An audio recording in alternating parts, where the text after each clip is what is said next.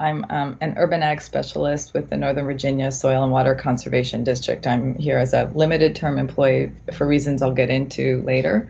I also co-chair the Urban Ag Work Group of the Fairfax Food Council and run a nonprofit called Hands on Harvest, which I'll tell you more about later. And obviously, we're going to talk about food insecurity in Fairfax County. Next.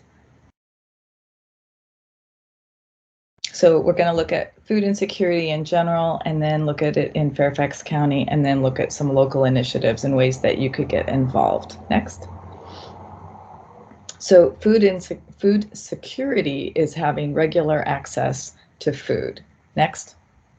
But more importantly, it's really about regular access to nutritious food. And if any of you have ever seen the power packs that go home on weekends, you'll know that's not what we're talking about, that we want fresh, nutritious food, not macaroni and cheese and Chef Boyardee. Next. So food insecurity is a neutral term that can obscure what it really means, which is just not having enough to eat. And food insecurity looks like this. It's people skipping meals, including children. It's parents not eating so that their kids can eat. It's cutting out important food groups, which is usually meat, dairy, and fresh produce, and then only being able to afford processed foods, which of course are much, much cheaper. Next.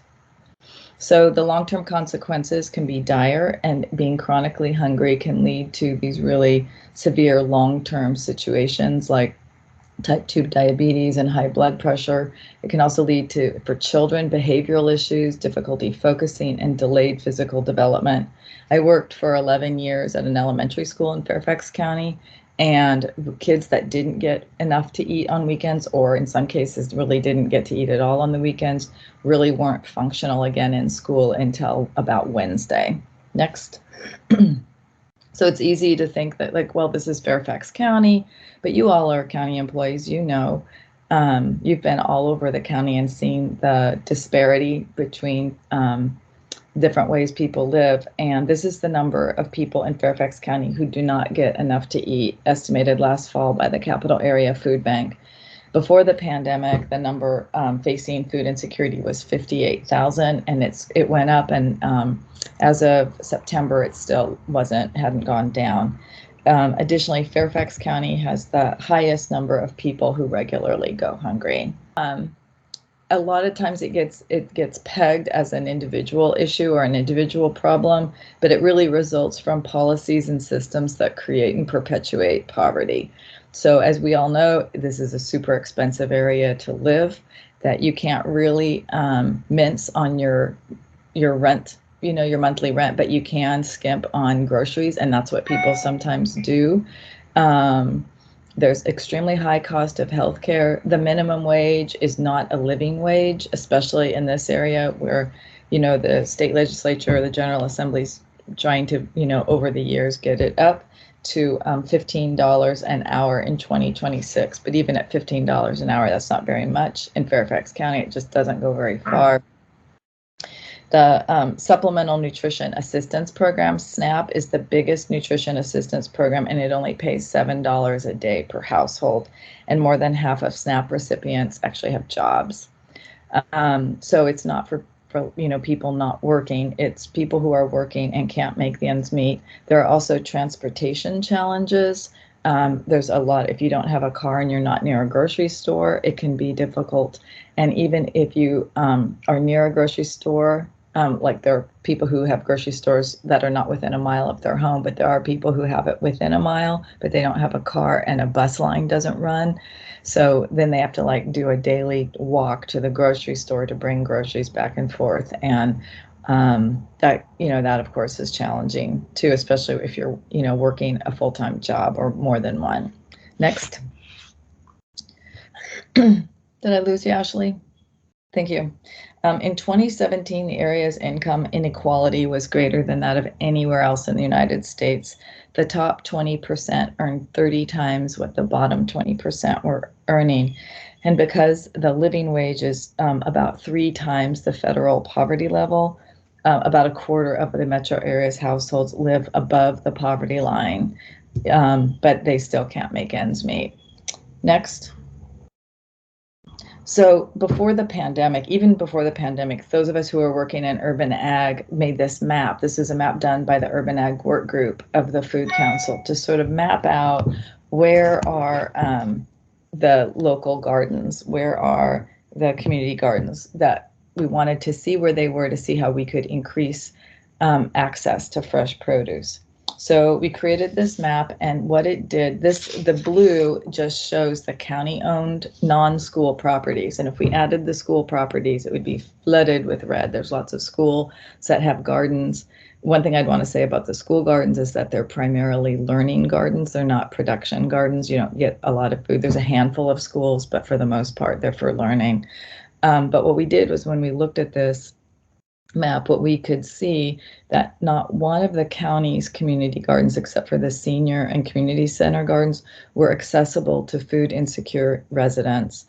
And the gap areas are in the most densely populated and most developed parts of the county, and they're also home to the county's highest percentage of non-white residents. So we could really see by putting out this map a lot of inequity. And I just want to make a note that the fire stations do have community gardens, some of them, but those of course are for those workers who are, living at the station and doing everything to keep us safe. Next. This map is the USDA's Food Access Research Atlas. It's also called the Food Desert Map, and it shows food access. So we could take our map and overlay it with this map to really see where the food insecurity is. L1 means low income, LA means low access. The 1.5 mean an urban area. So those are the numbers we're concerned about. So the green on this map, which is, the south part of the county, and then right there in that sort of Springfield area is low income and low access at 1 mile, which means that the people who live there do not have a grocery store or a super center or a place where they can buy groceries within a mile. And the goal is that they don't have a place to buy food within a half mile. And that might sound really close, but if you're having to rely on a bus, or worse, you're having to walk it, that gets pretty challenging after a while. Next. So this group of organizations got together because we wanted to make it easier for people to grow their own food by giving them land access or food growing mentorship or both. So we used all this data that I just shared with you about food insecurity and poverty to make the case that despite its wealth, Fairfax County needed support to boost access to fresh food. And the organizations here are Food for Others, which is one of the largest food distributors in the area, Cooperative Extension, which also includes the Master Gardeners, of course, Soil and Water, the Food Council, Arcadia. If you've never been to Arcadia, I highly recommend it. They have open volunteer days, and they do amazing work growing food and teaching people how to grow, and Hands-on Harvest, and then the USDA. Next. So as a result of pulling all this information together and making our case, the Soil and Water Conservation District was one of 20 districts nationwide in 2021 to receive an urban ag conservation grant from the National Association of Conservation Districts. And this grant is underwriting our effort to start or expand community gardens in food insecure parts of the county. To date, we've signed partnership agreements with 5 garden sites, and we're working with a couple of other sites that are facing various challenges and likely won't be up until next spring at the soonest. Next. So the process of becoming part of the community garden program starts with in the Soil and Water Conservation District. I was going to say me and Willie Wood, basically going out and assessing the sites with the partners and our property managers and potential garden team managers to see, like, is this really a suitable site? This is an example of one in Reston. This is one that's actually one of the ones that's having some challenges, and we're working with them. But it's not, we looked at several in Reston, and they just all weren't suitable. They either don't get enough light, or they're in an RPA, or for whatever reason there's not enough land. There's some reason why it doesn't work. For the ones that are appropriate sites, we create a garden feasibility study with a design plan like you see here. Next. The other things, there's Willie checking the soil, And that's what we do is we take soil samples, we give on-site guidance to situate the gardens, we give them a conservation plan. It says up to 500 in garden equipment, but we've actually gone up to almost 700 on a couple of the sites. We're creating an interactive garden manual that eventually will be translated into Spanish. If anybody's looking for a side gig translating in Spanish, let me know, because we are definitely looking for an affordable way to do that. We offer training both online and in person, and we're finding that the in-person training, of course, is by far the best. And then just providing ongoing technical support for as long as these gardens exist, we are providing support to them. And a big piece of all of this and all the training that we're doing is really talking about the sustainability, both the people end of it, like having enough people involved, volunteers involved, but also really, really talking about water conservation, soil, protecting the soil, providing healthy soil, and just having, good conservation practices. Next. So this is a little bit about the sites that we're working with. They're all unique. They all have their own approach and different needs and clientele. So this is Bailey's Community Center, and we just gave them funding to buy wood. We actually bought the wood and compost and topsoil and mulch, and they built 3 new beds to what they already had. So we take the pictures here and then add 3 more 2x8 beds, and those are already growing. They're planted and growing tomatoes and peas and that sort of thing right now. And the way they do it at Bailey's is the staff takes care of it, and they bring people who come to the center in to help. Next.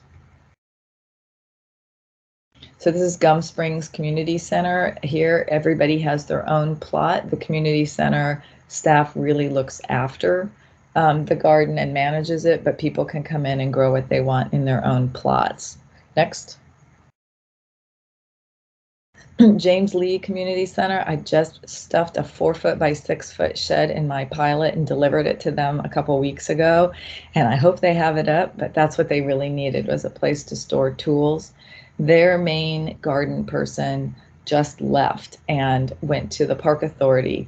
And so they were really like, they have a team, but they don't know what they're doing. So one of the things was, I think you all probably know Adria Bordas and VCE. She assigned a master gardener to them as part of this, as a partner to this program, and Hands on Harvest is working with them, and we're really trying to get that team up to speed. And they do it like Bailey's, where the staff takes care of it. Next. Kingsley Commons Townhouse Community. This is the residents grow their own food. They manage their own plots. Kingsley Commons is a 500-unit townhouse community, sort of at 50 and Graham Road. It's 100 units of public housing, and then the remaining 400 are a mix of Section 8 and Fair Market. So they have a garden that we revived as a team. We revived it last year, and then Hands on Harvest and the Master Gardeners took over the management and programming of it. And then this June, Hands on Harvest managed the building of a second garden there. And so there are 20 families that are growing food at these 2 gardens, and it's right in their neighborhood, right where they can walk to it. And then there are master gardeners and other volunteers who come to help support the garden. There's a weekly youth garden program, and there's a bi-weekly adult workshop. So people are there, mentors are there in the garden to help. And we've provided them with plants and seeds. And with all of these sites, we've given them plants and seeds so they don't have to buy them. Next. So this is the Hybla Valley Community Center. It's in what used to be Lee District. It was called the Lee District Community Center for a while because it's just in the process of being built and opening. And this one is a completely different model. They're working really closely with Arcadia, and they are growing all communally. Everybody's working in every plot, and then they're all sharing in the harvest. And the idea is that they will learn how to grow and then be able to take that back home. They're people who live in the neighborhood and can walk to this community center. And a lot of them have already started like setting up containers and stuff at home and applying what they're learning there. So next. So like I mentioned that Hands-On Harvest, they're near and dear to my heart because I started this organization with my sister during the pandemic. It's less than a year old. The mission is to boost access to fresh produce and reduce food waste. So we have people who grow for us and then donate to food banks, and then we support community gardens and school gardens. And we actually, like I said, have started and manage a couple, and we're looking to manage another one or two next spring. And then we also just support growers. So if you all are gardeners or want to be a gardener, we can definitely help you. Next. The things we do that Hands-On Harvest does is we have the Grow Row program, which donates produce. And it's just, we give people seeds and we give them plants. I think we've given nearly 1,000 plants this year to people in the spring to get their gardens going. And we just ask that they donate part of their garden. And I'm happy to say Ashley has donated, and beautiful produce. And we just ask them to report what they donate. Last year, the donations were about 11,600 pounds. So that came from school gardens, community gardens, backyard gardeners. And it also came from, we work with Potomac Vegetable Farms up by Tyson's. Once a week, we deliver some of their excess. For people who don't have gardens, we have given container gardens. We have self-watering buckets, and then also just big containers full of plants that they can grow on like a patio or a balcony. And trying to think what else. I think that's good for now. So, oh, my dog's gonna go. Sorry. Okay, next, please. One second. I'm gonna let. No, you can't. Oh, keep going. Sorry, it's doing its thing. So the main thing that Ashley asked me here was to sort of give you an idea of sort of what's going on, what Soil and Water is doing, regarding food insecurity, who we're working with. We've got, as you can see, some great partners in the county. And then to talk about like sort of what you can do on a personal level. So the number one thing would be to recognize that access to healthy food is a basic human right, and then support initiatives that echo that improve wages, working conditions, and rights. Support politicians that will pursue those policies and just advocate for equity. And I know as county employees that you all you're well versed in diversity, equity, and inclusion. Next. So other things that you can do is don't think of hunger as an emergency. It's a symptom of systemic inequity. And so educate yourself on the food system, the local food system, what's allowed, where your food comes from. Allow the Board of Supervisors or urge the Board of Supervisors to allow larger front yard gardens. Right now, the limit is 100 square feet, which sounds like a lot, but it's only 10 feet by 10 feet. And so we're really trying to, in the Urban Ag Work Group, trying to encourage them to expand that. And they have gone so far as to define front yard gardening as gardening that there's your solid waste people outside my door right now. You can hear them doing their job.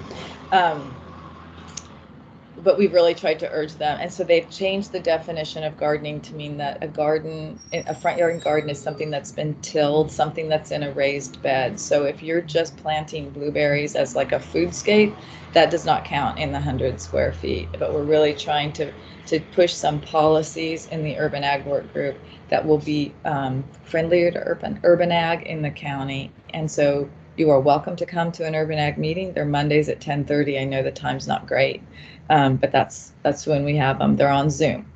And we have had other county people come, so you're welcome.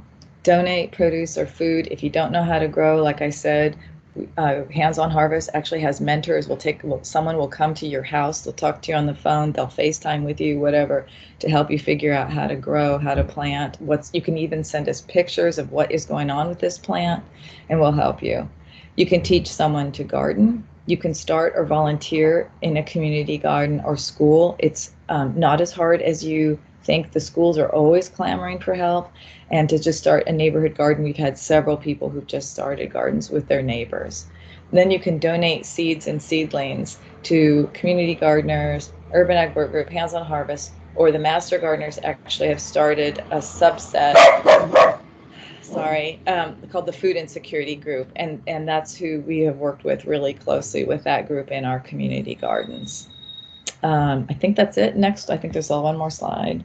Yep, questions or comments. I'm just really grateful for your time and would love to see you all, be involved. And as you're thinking about your policies, ways that those policies can affect local food, even if it's composting, which we would love to see more of. That's something else the Urban Ag Work Group is trying to press on to. We're working with the compost crew about how to make it friendlier. And you all in Fairfax County, you have been doing a great job really pushing for making it easier for people. So that's the end of my presentation. And if there's any questions or comments, I'd be happy to hear them.